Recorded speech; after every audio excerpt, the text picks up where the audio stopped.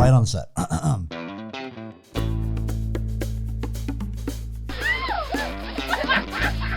Ladies and gentlemen, welcome to the Let's Poddy podcast with your host, Benji Weatherly. It's the podcast where you learn absolutely nothing.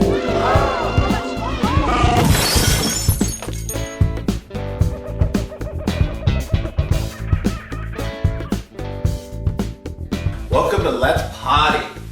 Alright, and I mean, when I potty, I potty. And today I have one of my good friends and somebody that everyone needs to know. And he comes from the background, actually he comes from Kentucky, right? That's one of the things that I know zero about, and there's a lot of those things. But this is Drayden Van Dyke, and stoked to have him on the podcast. He's a professional horse racer, aka jockey. What's the term that's a jockey or a racer? I mean, what is a jockey, professional jockey, yeah. It's only the oldest sport in the world.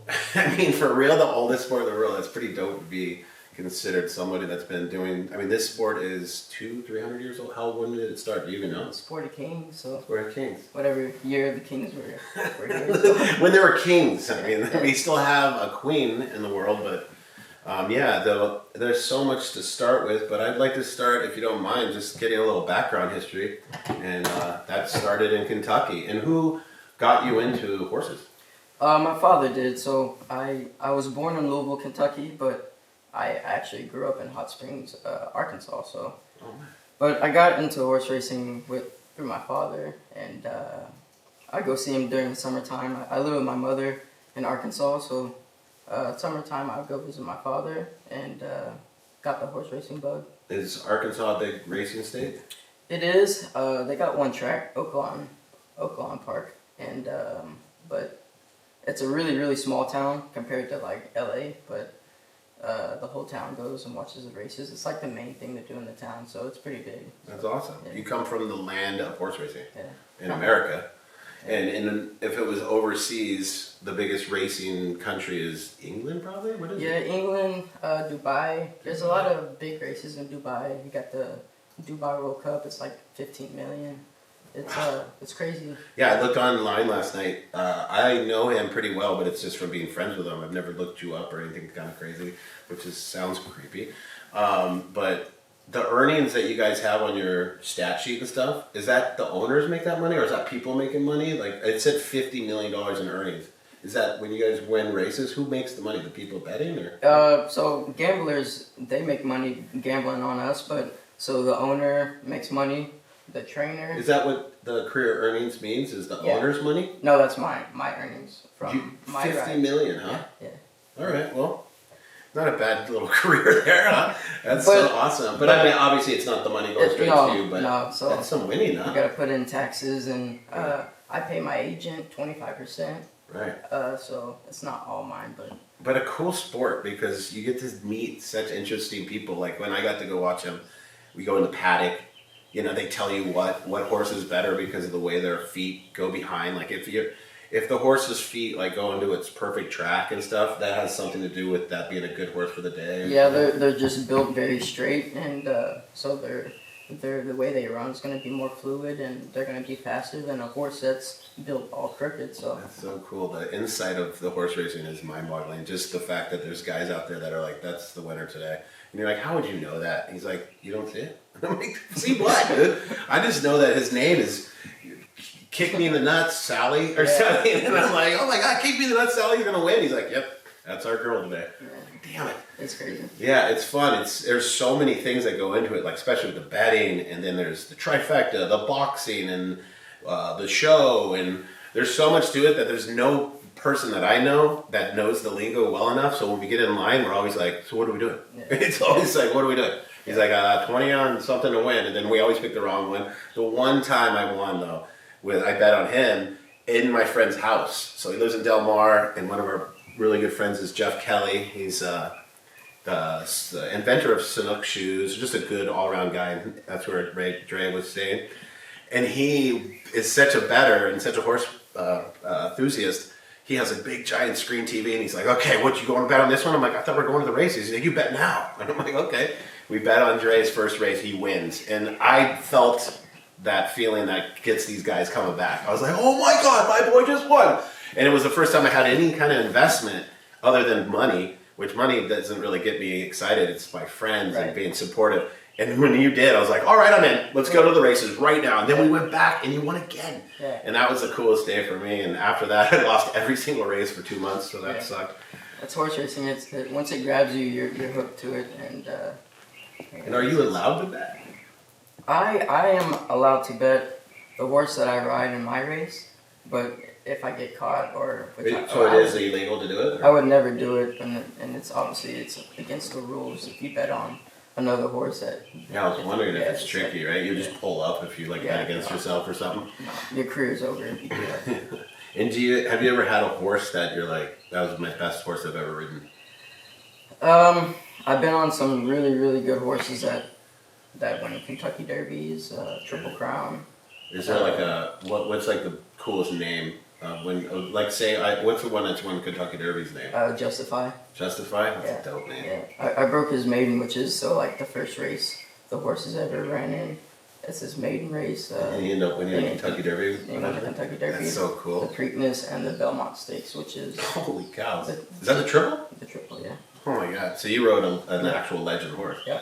That's so cool. But other horses that I've ridden, I've been very, very blessed to get a chance to ride some really, really good horses. And like City of Light, there's Bass, I've got probably 75 stakes wins, those are the races that you want to win. That's cool. And so I've been fortunate. And are stake races the one where the most money is bet on it? It's usually at the end of the day or something? It's towards the end of the day, but it's the race that's worth the most money. Insane. Yeah. So the pressure builds on that one for sure. Right on. Well, I know you're an incredible basketball player. You wouldn't know looking at him, but this guy can ball out. I wish I was 6 foot, 7 foot. But you're like Manny Pacquiao. Like that Manny Pacquiao footage of him playing basketball, I'm like, what the hell? He's just crossing up guys. It's so cool, and I got a pleasure of seeing him do it, and it's pretty gnarly. Yeah. And other things that you never really got in the ocean and surf, or do you?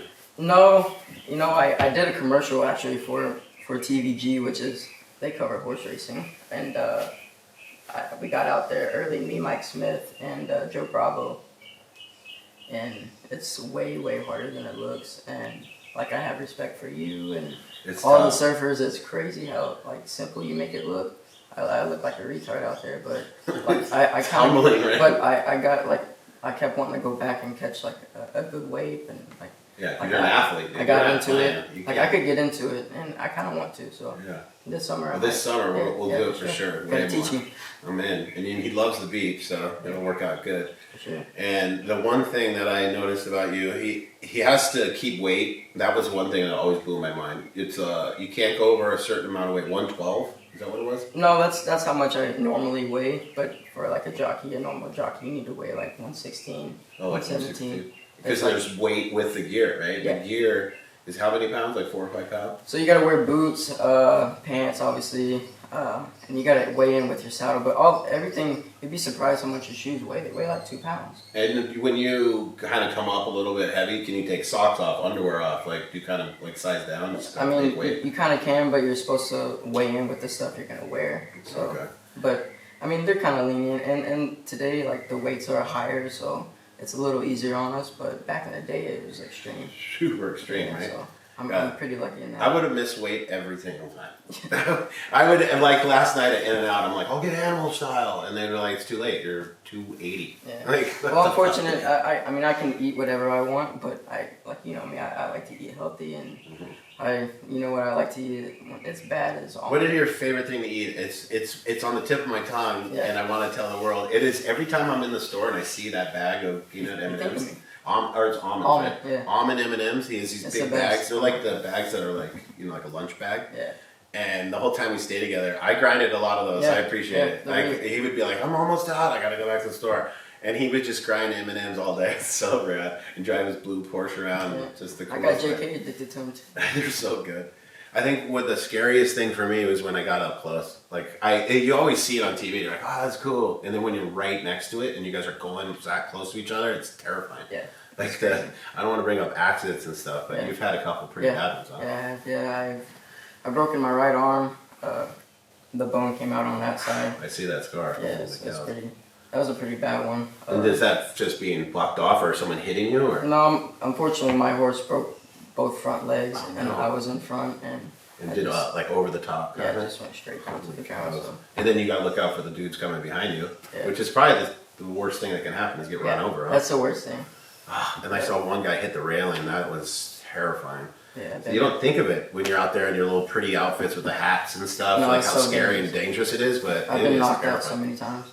Holy cows! Yeah, that Gary Stevens is one of his compadres, and he's probably in his 50s now. Yeah, he's like mid-50s. And he's the guy in Seabiscuit. He's one of the most famous guys, and he's good friends with our friend JK. And he has some stories that he showed me on YouTube, his worst wipeout, and I was like, oh my god, I can't even believe you're still alive. Yeah.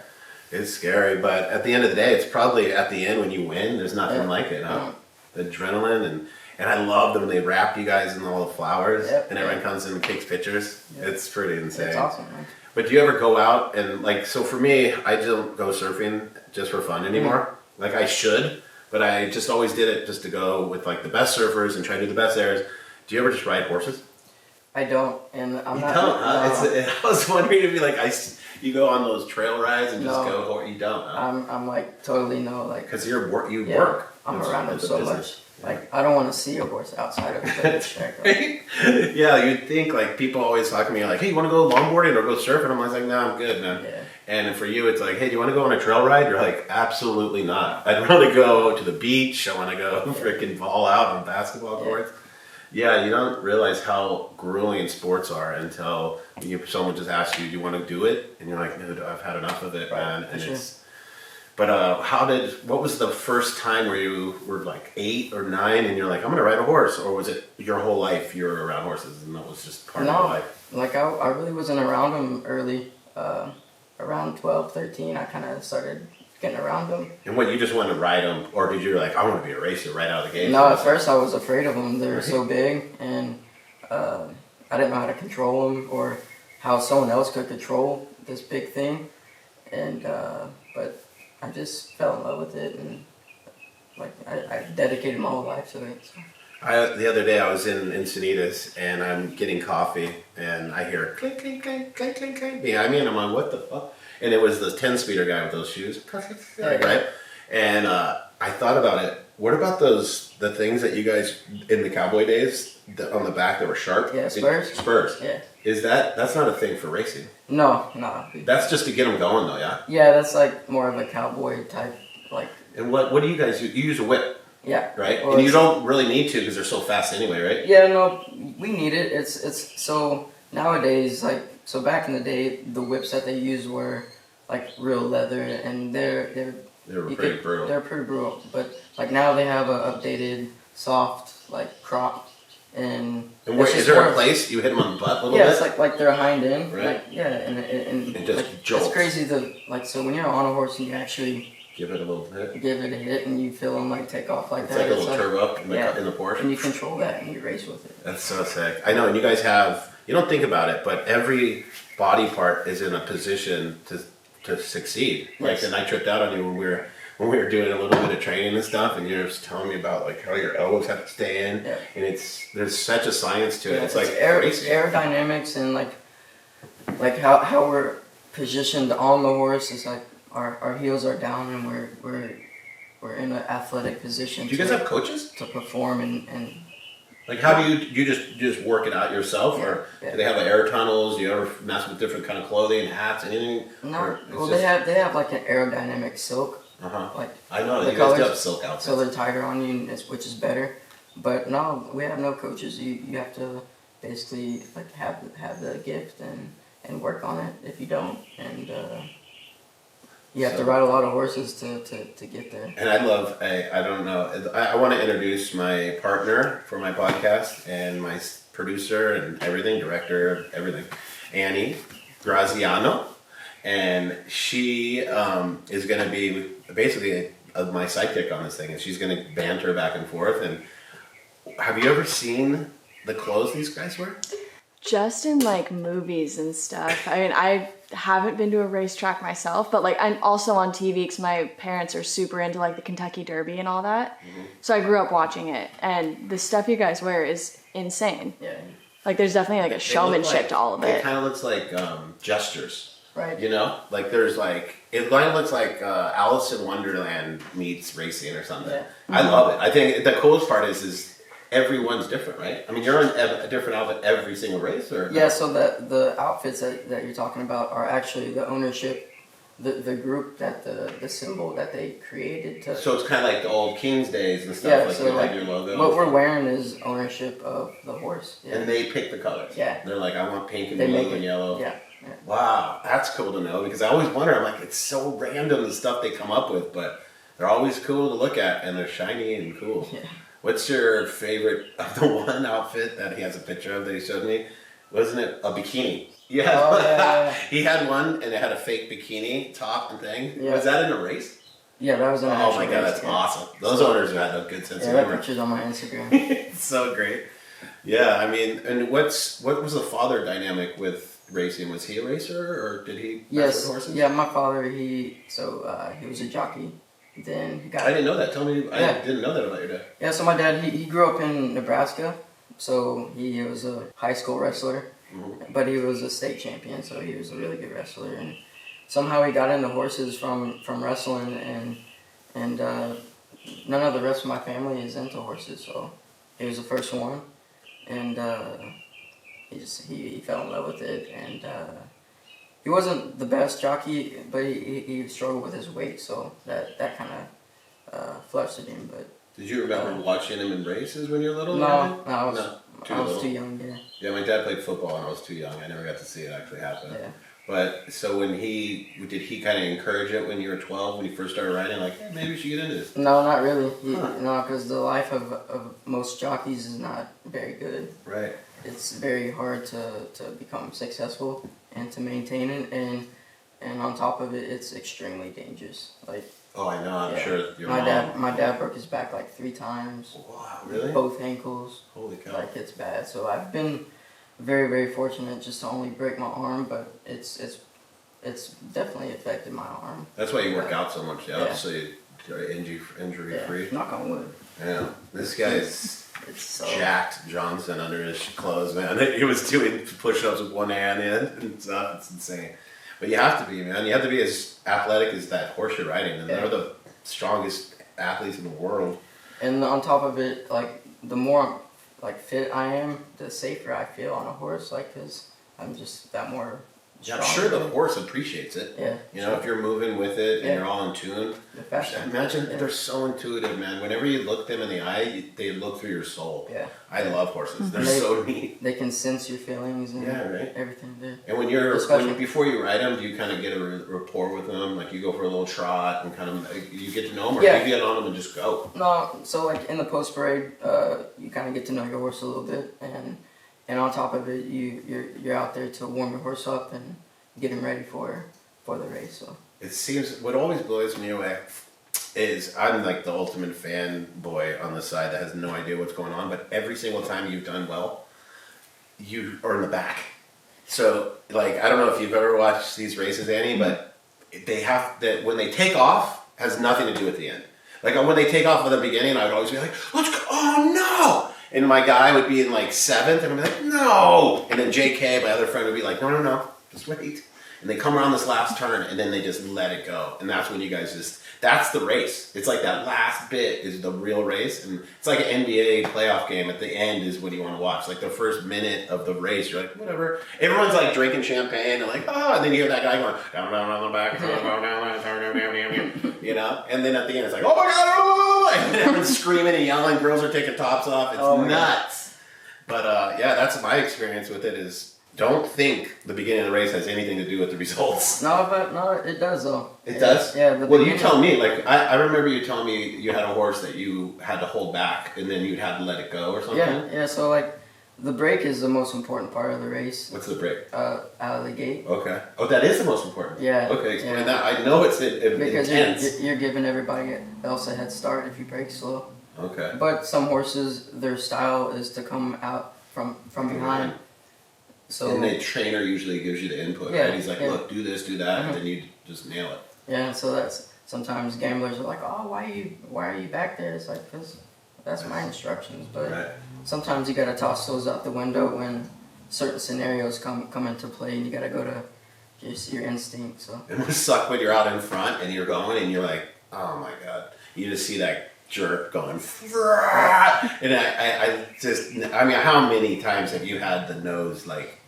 many times. Many, right? Where you're like, I won, and then they're like, nah. No, it's in the bigger races, it hurts more. Yeah, And I I've had it happen to me, and it sucks. Oh, but it's still like one of those things that you get up every day going, wow, this is my job. Yeah. That's insane, right? So like I love what I do, and like it's like I dedicated my life to it, and it's worked out really well for me. So it's So let's talk a little golf. So me and him are golf geeks, and he's around these unbelievably wealthy people that are clubbing everywhere. And when I say clubbing, I mean like country clubbing. yeah. And he got to take me out to Riviera, which is up here in LA, and it's such a cool thing to be able to golf in these places because me and him aren't these balling out Yeah. crazy billionaires. Right. You know, we're just like, oh my god, should I Yeah. tuck in?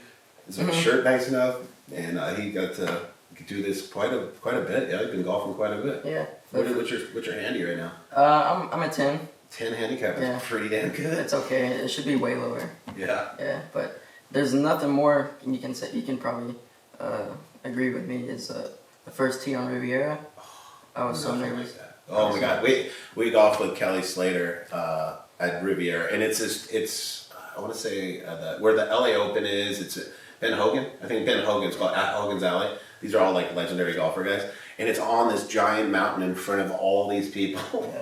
And we're with Slater, which is a really good golfer, and we were on top. I was shitting too. I was like, oh boy, here we go.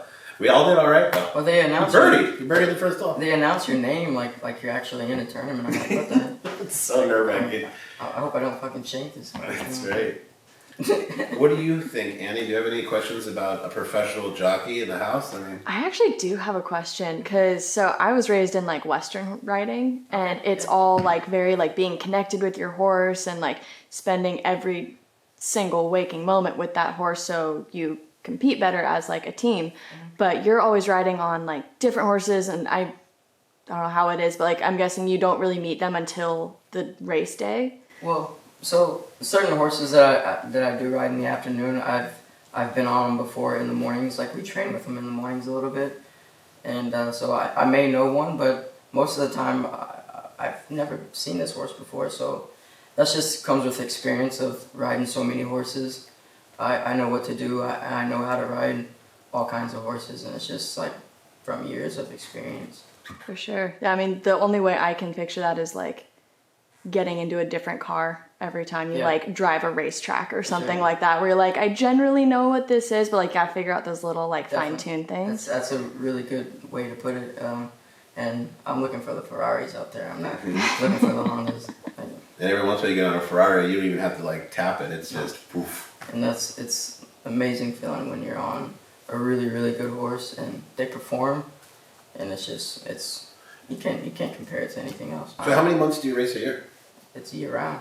Oh really? Yeah. Like So that 2 weeks off was like actually a long and time like off. for Christmas, and that's about it. Wow. But normally we race on holidays, so I didn't realize that. I thought you guys had an off season. There's no off season? No. Oh my goodness. I gotta come check out that race up there for sure. yeah. And what's the plan? Is it like I'm gonna go till I'm 40? I mean, like, do you have that kind of ambition? Yeah, I mean, I think about that. It's definitely something I don't want to do forever, and I'm kind of up to the fact that how long my body can do it, how lucky I am in the future of hopefully I don't get in anything serious, and I can still compete, What? Because most sports have like a cutoff, like unless you're Kelly Slater, but like Well, it's like a professional basketball player. 30, you're getting up there. 40, you're almost pretty much not even welcome on the court. But in racing, there's a couple guys in their 40s, right? 50s. I mean, racing is totally different.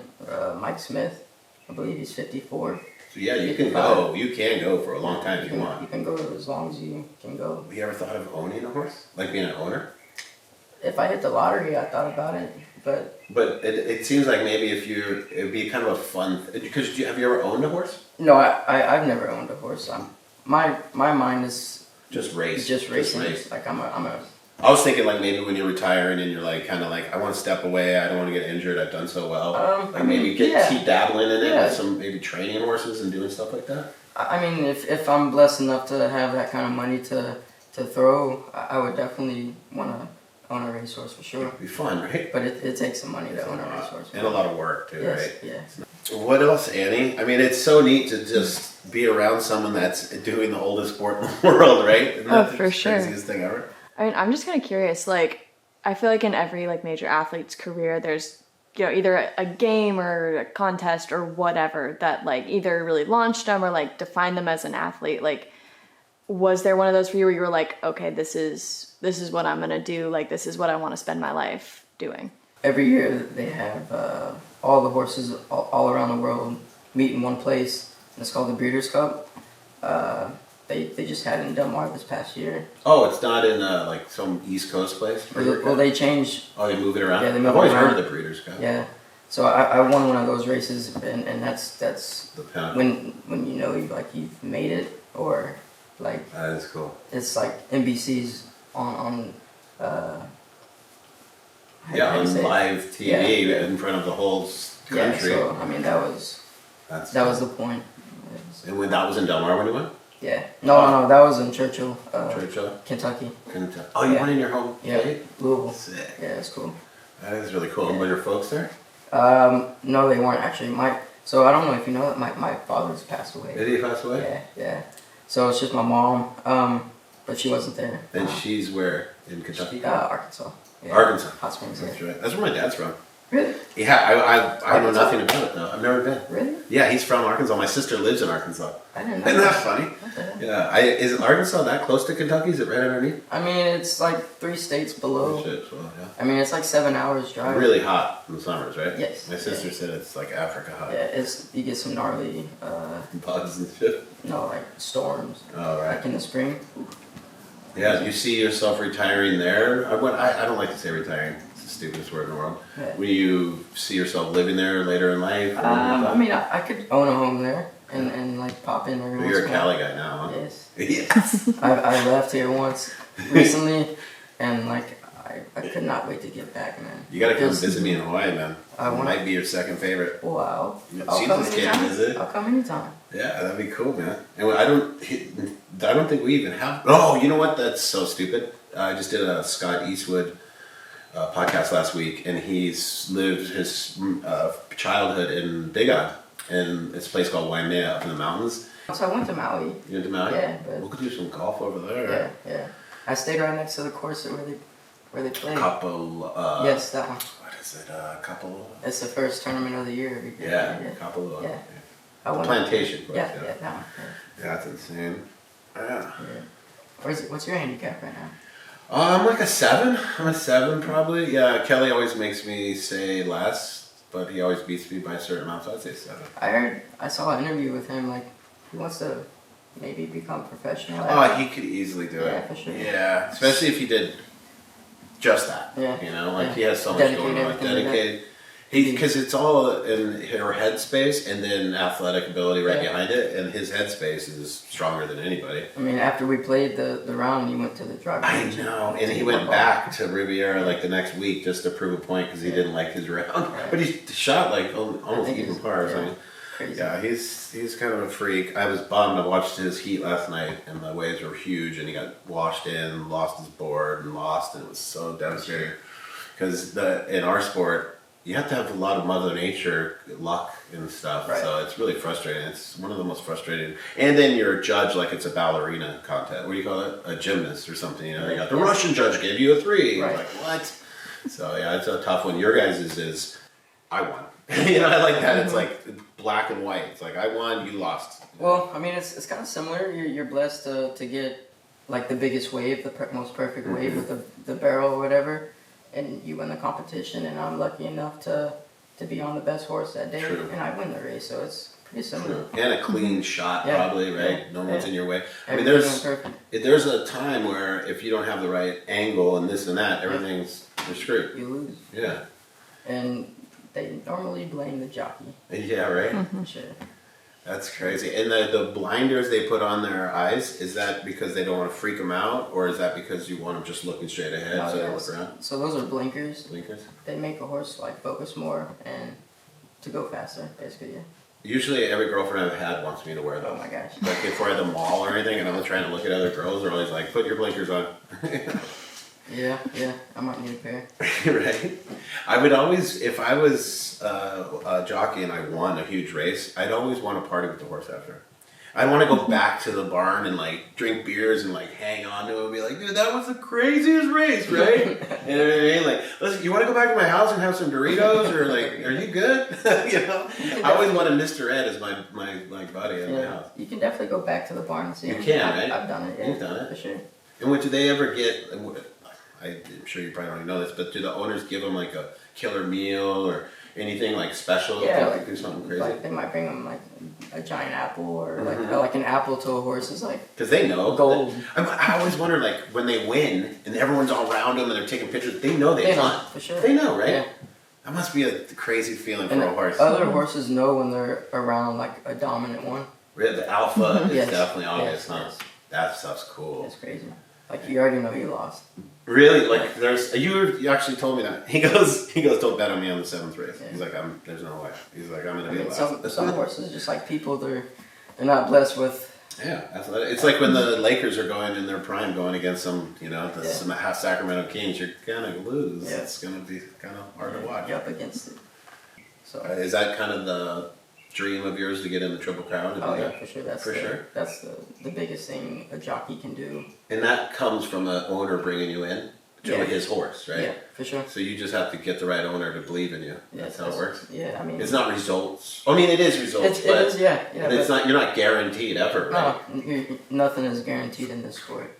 You gotta be chosen, really. I know. We got to golf with one of the horse owners, and he was classic. It was cool. Yeah, Dave. Yeah. Yeah, it's such a weird. I mean, all these guys are huge business moguls that own horses. It's not just. I mean, a couple guys are just horse owners, right? Or no? Yeah, I mean, so Dave Kinney, for example. It the blonde? I mean, the white hair guy. No, it's the bald guy. He wears flip flops all the time. Oh, really? Yeah. And that's all he does. We went to Riviera with him, Dave Kinney. Oh, that's who I'm talking about. Yeah. And he wears flip flops. He wears flip flops, yeah. Classic. But I mean, he's like a major trucking company. That's what I'm saying. Like they usually have some big thing going on, and they're like, I'm a horse owner as well. It's like kind of like a hobby, right? Yeah, a hobby for sure. But is there certain guys that are making so much money just doing horse races? That's all they do. Yeah.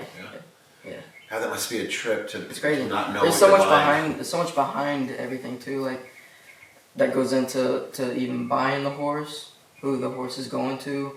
So there's bloodstock agents, and there's a lot of jobs that circulate through horse racing. Yeah, they're stud, right? Yeah. As soon as you get the one stud, it's just to have them pregnate your horse is a big deal. I mean, if so, like a stallion like that, say you won the Triple Crown, and now like so each mare that you want to be bred to him, it could be like 75,000 a pop. Wow, that's crazy. Or even more. So I mean, and so like Mike, this is a crazy story. He's ridden a horse like this, and I don't know what the amount was each time, but it was like over 50,000.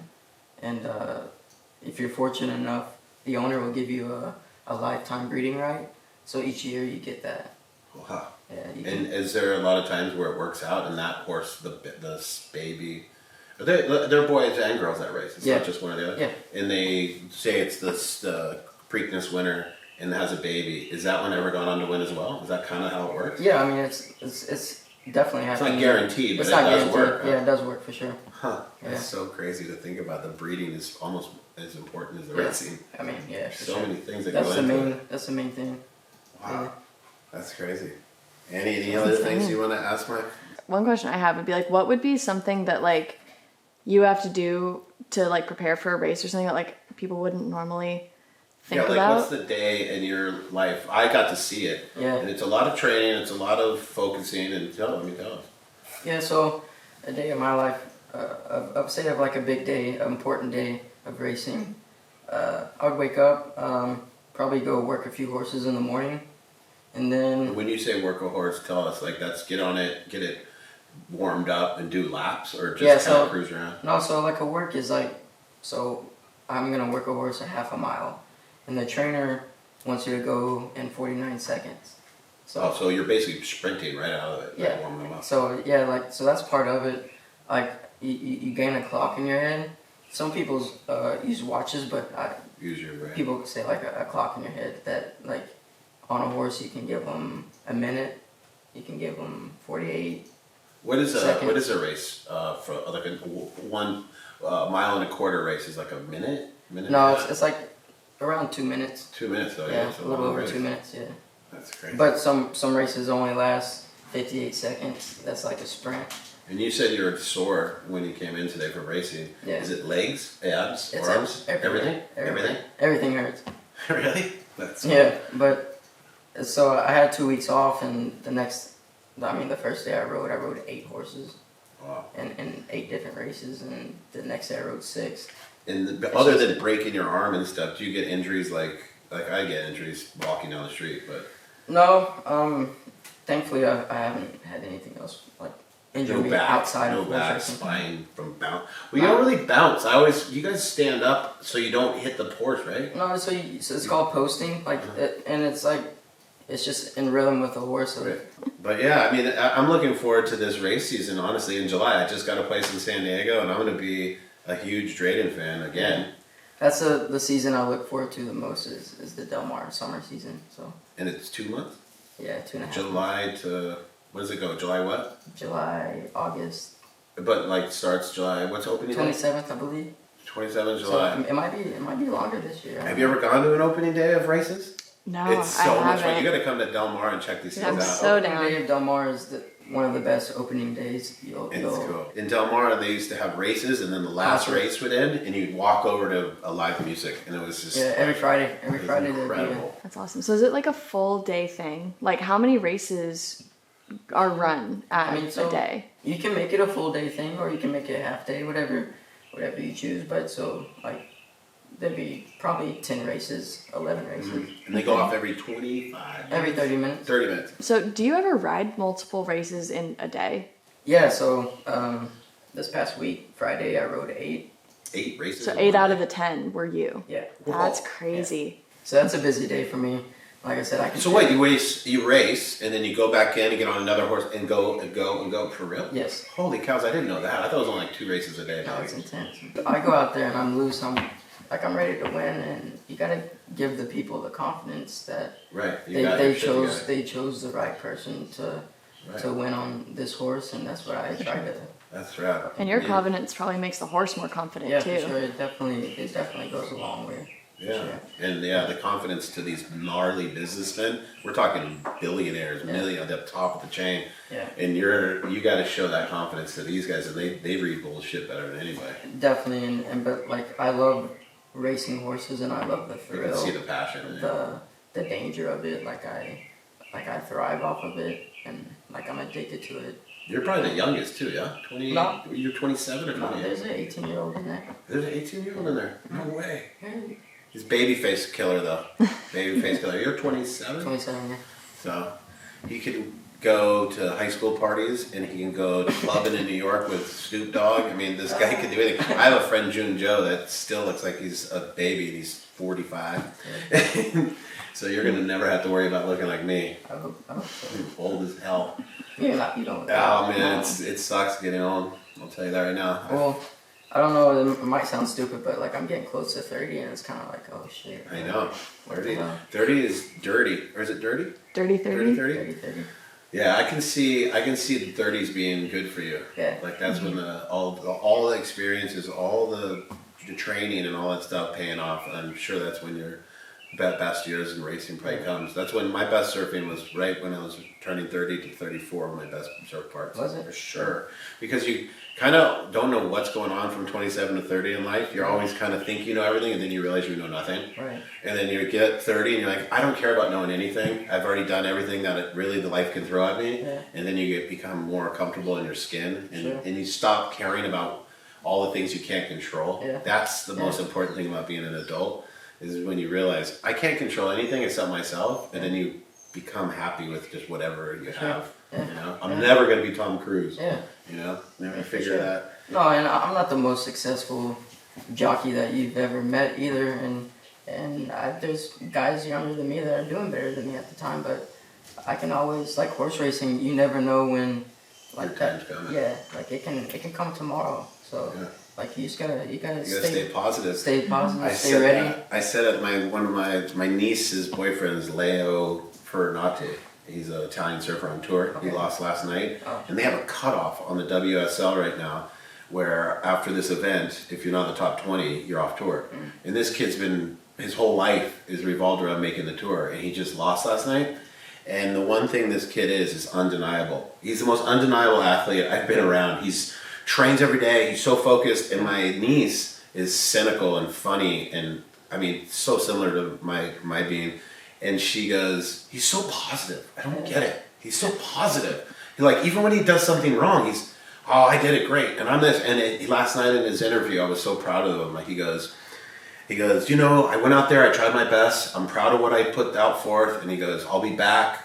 I look forward to the process. He said that, right? Mm-hmm. And you always hear athletes talking and stuff, the good ones, especially pro golfers, they say the right thing. Yeah. And the reason why when people say the right thing is because your body and your thing works with positive reinforcement. And to be undeniable in sports it's always got to be your mental. Everyone's talented, everyone's got physical abilities, exactly. But not everyone is positive enough to reassure them that they're the great one. Yeah. Because no one else, even if all your fans are telling how great you are, it doesn't do anything. No. It's all inside, and that's what you have. You're a positive human being, and you're going to kill it this year. I mean, watch. Like athletes, you can get in your dumps, like you said, your lows and your highs, but like you gotta learn to just be in the middle and don't get too high, don't get too low, and when you're in that spot. So you definitely have that positive vibe, and I can't wait to see it come fruition for you. But no matter what, you've already done it. That's what's so cool about it, right? You're already living your dream. If you win a freaking Belmont Stakes or anything, it's just gonna be another thing. Yep. You know. For sure. But I'm so stoked I got you on my podcast. This first season's gonna have all the things that I love in life, and you're one of them. Dre, you're the man. Thanks for having me. Annie, any closing words? This is definitely gonna be my partner in crime from now on. So. Yeah, I'm just stoked to actually get to talk. Yeah, well, you should. And she's 23 and has the youthfulness and all the tech savvy and everything that I'm not. So it's like the perfect. I see all this. I wouldn't know where to start. Man. She's the boss, and I'm just here. I just work here, and we're gonna do some good things together and learn great things about great people. And we're stoked to have you, bud. Thanks for having me, man. Yeah, and next season, we might even do another podcast in July down at Del Mar and talk about the races there and all the stuff we're gonna do. And let's go golf sim. Yeah, for sure. Thanks, Dre. Thank you guys. Let's potty. Let's go. Good.